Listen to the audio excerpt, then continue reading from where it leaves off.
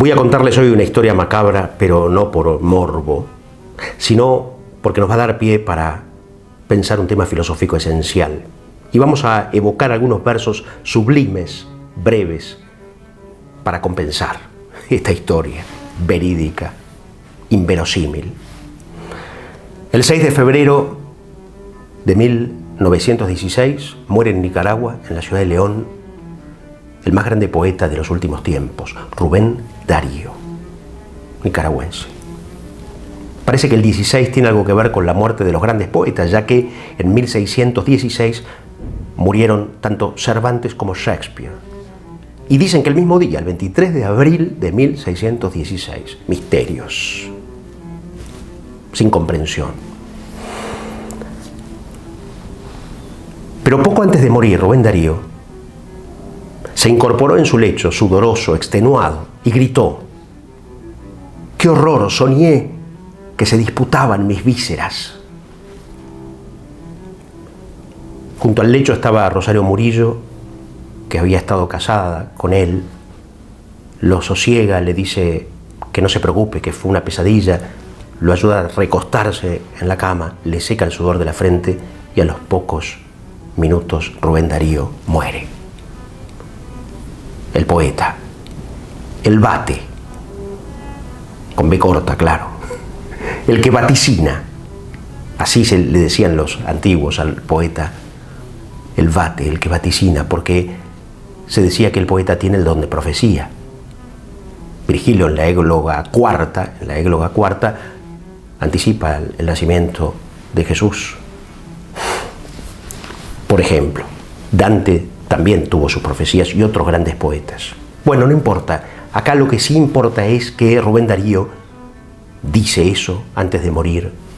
Y después de que empiezan a pasar los que despiden los restos mortales del vate nicaragüense, y en un momento en que Rubén Darío, o su cuerpo más bien, queda solo, entran a hurtadillas en esa habitación dos hombres.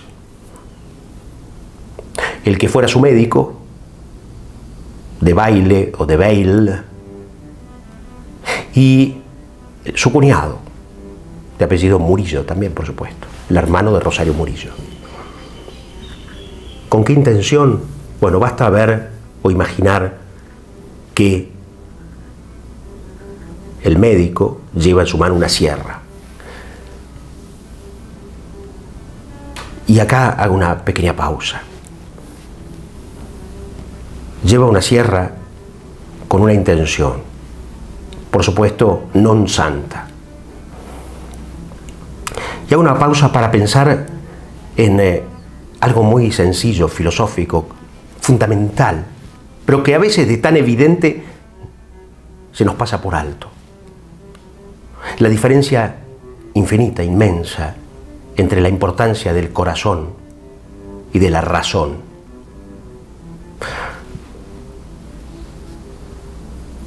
Alguien alguna vez dividió a los hombres entre aristotélicos y platónicos.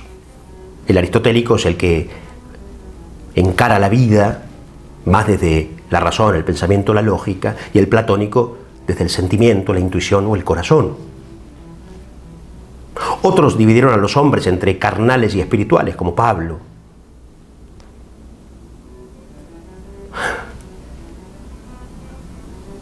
Pero acá lo que más nos importa es lo del corazón y la razón.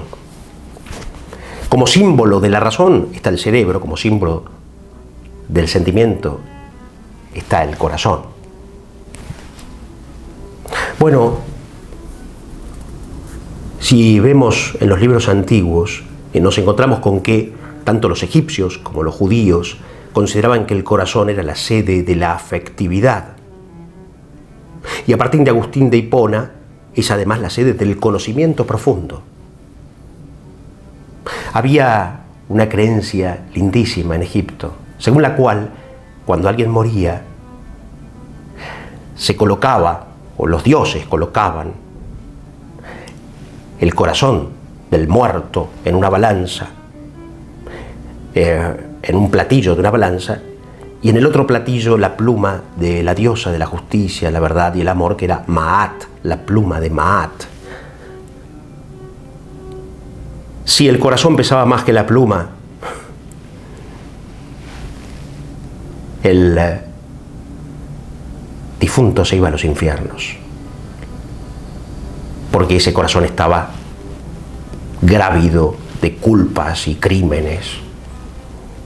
Si la pluma pesaba más que el corazón, entonces ese corazón estaba liviano de malos pensamientos, malos sentimientos, ligero de equipaje, diría Machado. Entonces los antiguos siempre tuvieron muy claro que el corazón es la sede del sentir profundo, de la verdad, de la justicia. Dios escruta el corazón de los hombres, leemos en el Antiguo Testamento. En la Odisea de Homero, 800 años antes de Cristo, Ulises en un momento dice: sufre todavía, corazón mío, que más sufriste cuando fuerza te fue, cuando te fue necesario. Cuando el Fausto de Goethe está dividido, escindido, porque cedió a las tentaciones del demonio, exclama: siento que 2 corazones me laten en el pecho. 2 corazones. Y también entonces leemos en las Sagradas Escrituras: Dios unifica el corazón de los hombres. Entonces, el corazón, órgano de la afectividad, órgano del conocimiento profundo, esto siempre se supo.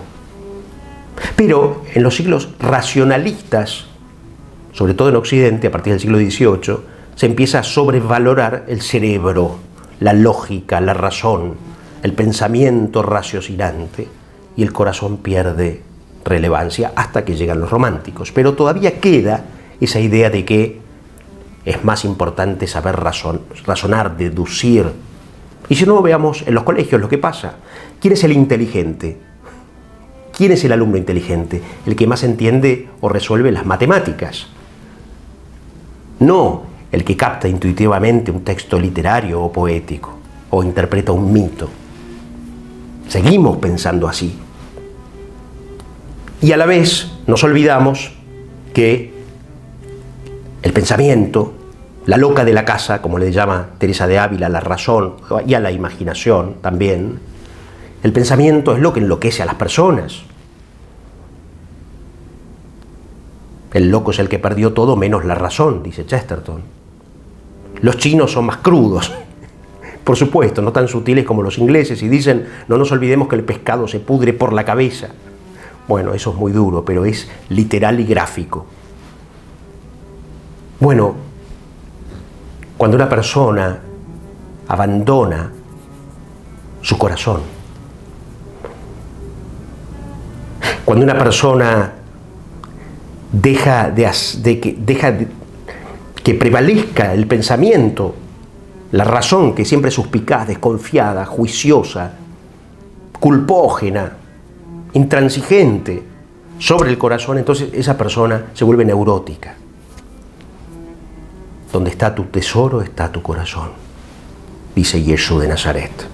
Si yo tengo mi corazón en el dinero, si tengo mi corazón en el ego, mi tesoro, perdón, en el ego o en el dinero o en lo que fuere externo a mí, ahí está mi corazón. Mi corazón está en el estiércol, o está en las vanidades de este mundo, o en los celos, en la podre, dirían los españoles. Entonces, entre alojar nuestra atención o privilegiar el corazón o la lógica, la razón, se juega la salud mental de una persona, la paz interior de una persona. No es cualquier cosa. La sensatez, la cordura. Cordura es una palabra que tiene su origen en la palabra cor, en latín cor, corazón. Ese está cuerdo. El que piensa con el corazón. Y el corazón es compasivo, es comprensivo, no juzga, ama. no se venga, no es injusto, no mide con una vara implacable. Y bueno, ¿y quién más sino el poeta vive desde el corazón, escribe desde el corazón, ve al mundo desde el corazón?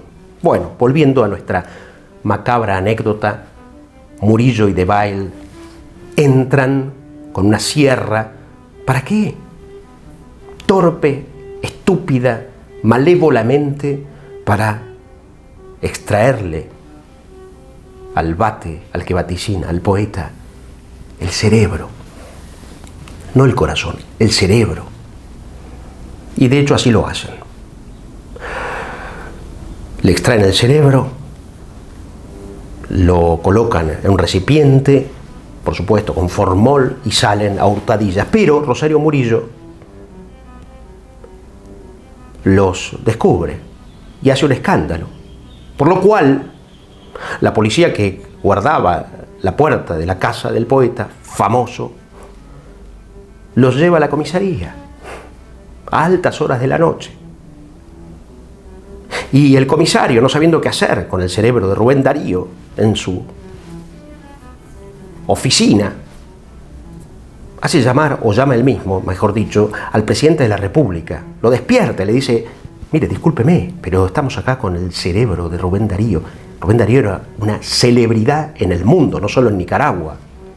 Y entonces el presidente, no sé si decir con buen tino o no, dice que le den el cerebro a Rosario Murillo.